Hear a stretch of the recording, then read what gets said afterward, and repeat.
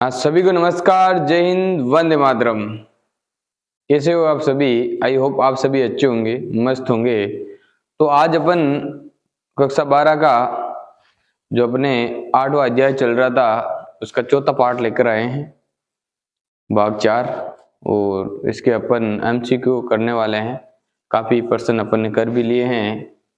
चलिए प्रश्नों की ओर आगे बढ़ने से पहले अपन शुरुआत करते हैं मोटिवेशन कोटेशन से। तो कलाम साहब ने कहा है कि सपने वो नहीं होते हैं जो आप सोते वक्त देखते हैं। सपने वो नहीं होते जो आप सोते वक्त देखते हैं। सपने वो होते हैं जो आपको सोने नहीं देते हैं, जो आपको सोने नहीं देते हैं। चलिए आज का अपना प्रश्न आता है। पहला प्रश्न है, निम्नलिखित में से कौन सा एल्डिहाइड गैस के रूप में पाया जाता है? ऐसा कौन सा एल्डिहाइड है जो गैसीय रूप में होता है? देखो, पहला ऑप्शन है फॉर्मल्डिहाइड। फॉर्मल्डिहाइड का सूत्र होता है HCHO। ठीक है, एसिटाल्डिहाइड CH3CHO, बेंजील्डिहाइड C6H5CHO और प्रोपेनॉल CH3COCH3। तो इनमें से बताना है कि भाई गैस के रूप में कौन सा पाया जाता है। तो आपको पता है जो फॉर्मल्डिहाइड होता है वो गैस के रूप में पाया जाता है, और बाकी जो भी एल्डिहाइड और कीटोन होते हैं या तो वो द्रव के रूप में रहेंगे या ठोस के रूप में रहेंगे। ठीक है, चलिए अगला दूसरा प्रश्न है अपना। दूसरा प्रश्न है, एल्डिहाइड और कीटोन के उच्चतर सदस्यों के गलनांक और क्वथनांक का कारण होता है।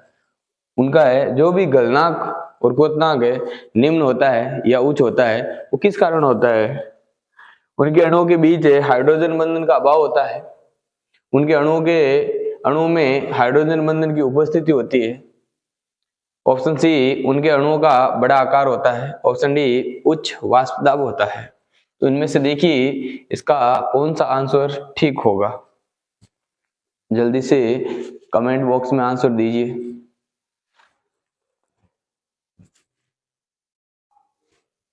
तो ऑप्शन नंबर ए इसका करेक्ट आंसर होने वाला है। उनके अणुओं के बीच हाइड्रोजन बंधन का अभाव होता है। क्या होता है भाई? हाइड्रोजन बंधन का अभाव होता है। चलो अगला प्रश्न। अगला प्रश्न है, एल्डिहाइड और कीटोन में किस प्रकार का बल मुख्य रूप से कार्य करता है? जो एल्डिहाइड और कीटोन होते हैं वो आपको पता है कैसे यौगिक है? कार्बोनिल यौगिक है। जो ऑक्सीजन है उसके अंदर तो अधिक विद्युत ऋणी तत्व है, जिसके कारण ये क्या करता है? दूसरे को खींचता है, जिसके कारण उसके अंदर क्या कौन सा बल आ जाता है? डाइपोल डाइपोल आकर्षण बल। और उसके अंदर वांडर वाल बल भी पाया जाता है। तो ऑप्शन नंबर बी इसका करेक्ट आंसर होने वाला है। Option number B. ठीक है, चलिए अगला, निम्नलिखित यौगिकों में से किसका क्वथनांक सबसे अधिक होता है? जो क्वथनांक है वो किसका सबसे अधिक होता है? ठीक है, बताओ। क्या एसीटोन, जो एसीटोन का सूत्र होता है CH3COCH3, इसका जो आयुपेक नाम है वो प्रोपेनोन होता है। Butane 2 benzaldehyde C6H5CHO, formaldehyde HCHO।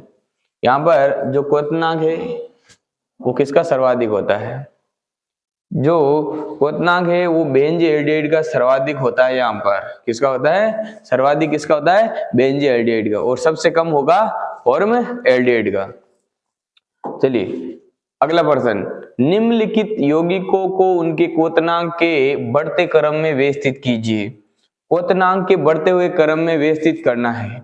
जैसे जैसे आपको पता है कार्बनों की संख्या बढ़ती जाएगी, कार्बनों की संख्या बढ़ती जाएगी, वैसे वैसे क्वथनांक भी बढ़ता जाएगा। क्वथनांक भी बढ़ता जाएगा। जो फॉर्मल्डिहाइड है वो आपको पता है गैसीय रूप में होता है। किस रूप में होता है? गैसीय रूप में होता है। तो सबसे कम किसका हो जाएगा क्वथनांक? फॉर्मल्डिहाइड का। फिर हो जाएगा एसिटाल्डिहाइड का, फिर हो जाएगा ब्यूटेनॉल का, और फिर हो जाएगा बेंजील्डिहाइड का। तो सर्वाधिक होगा बेंजील्डिहाइड का, फिर उससे कम ब्यूटानिल, फिर एसिटाल्डिहाइड, फिर सबसे कम फॉर्मल्डिहाइड। तो यहाँ पर फिट हो रहा है ऑप्शन ए, जो एक का है सबसे कम, फिर 2 ऐसे बढ़ते हुए क्रम में व्यवस्थित करना है। ठीक है, ऑप्शन नंबर ए हो जाएगा। चलिए 6वां प्रश्न है, एल्डिहाइड और कीटोन पानी में क्यों घुलनशील होते हैं? जो एल्डिहाइड होते हैं और कीटोन पानी के अंदर क्यों घुलनशील होते हैं, ऐसा क्या कारण है बताइए। एल्डिहाइड और कीटोन पानी के अंदर क्यों घुलनशील होते हैं?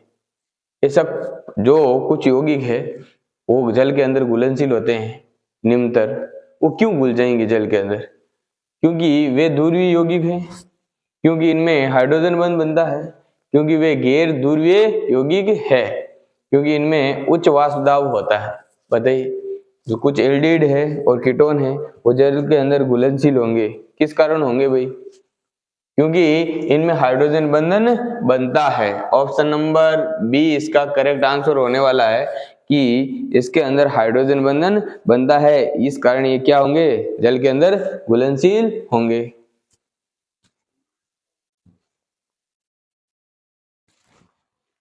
ठीक है, तो इनके अंदर क्या होता है भाई, हाइड्रोजन बंधन। जैसे उदाहरण मुख्य रूप से देखो, HCHO फॉर्मल्डिहाइड है, CH3 CHO, CH3 CO, CH3, ये मुख्य रूप से जल के अंदर क्या होते हैं, ये तीनों ही जल के अंदर क्या होते हैं, घुलनशील होते हैं। क्यों होते हैं? क्योंकि ये क्या बनाते हैं, हाइड्रोजन बंधन बनाते हैं, इसलिए जल के अंदर घुलनशील होते हैं।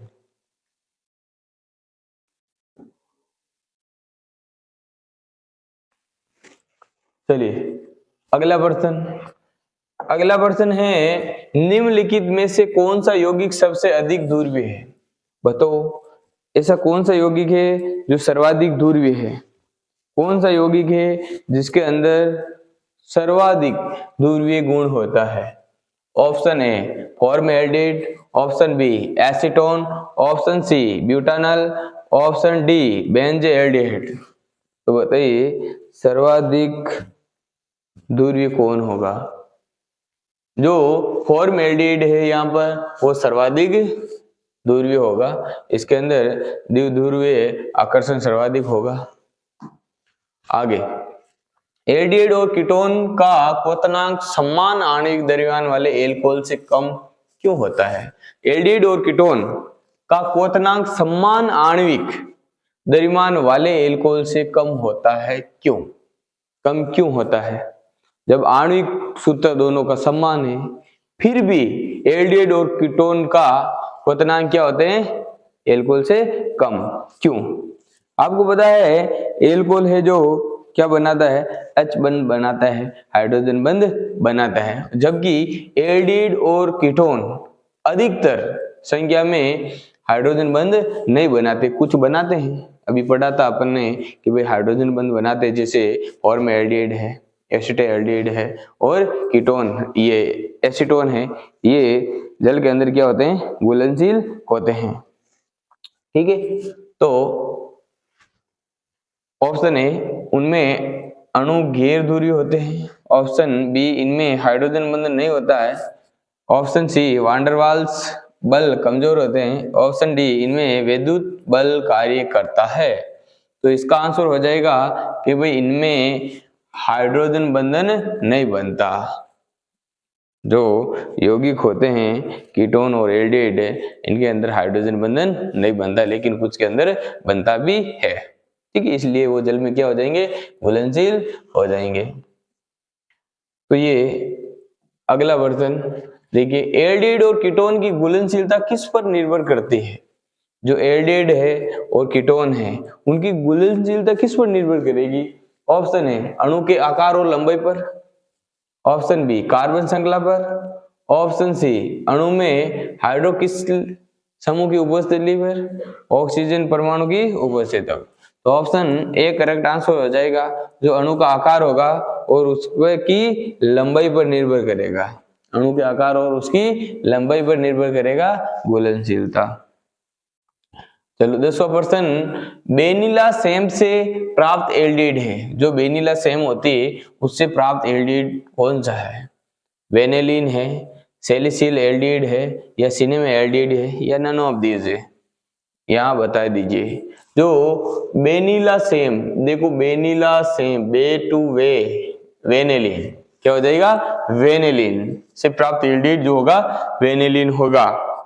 और जो सिनेमा एल्डिहाइड है, सिनेमा एल्डिहाइड है, ये बोर्ड 2024 का प्रश्न था यहाँ से कि भाई जो मेडा स्वीट है, सॉरी हाँ, दालचीनी, दालचीनी, दालचीनी से प्राप्त, दालचीनी से प्राप्त एल्डिहाइड किससे प्राप्त होता है, दालचीनी से प्राप्त एल्डिहाइड कौन सा होता है, एल्डिहाइड, एल्डिहाइड दालचीनी से। जो सिनेमा एल्डिहाइड है वो किससे प्राप्त होता है, दालचीनी से प्राप्त होता है। आगे सैलिसिल एल्डिहाइड, जो सैलिसिल एल्डिहाइड है वो मेडोस्वीट, मेडोस्वीट से प्राप्त होता है, किससे, मेडोस्वीट से प्राप्त होता है, किससे प्राप्त होता है भाई, मेडोस्वीट से प्राप्त होता है। तो इसका आंसर आपके ऑप्शन ए होने वाला है, ठीक है। चलिए, तो आज के ये अपने 10 प्रश्न थे, तो मिलते हैं नेक्स्ट वीडियो में। ओके, बाय बाय, जय हिंद, वंदे मातरम।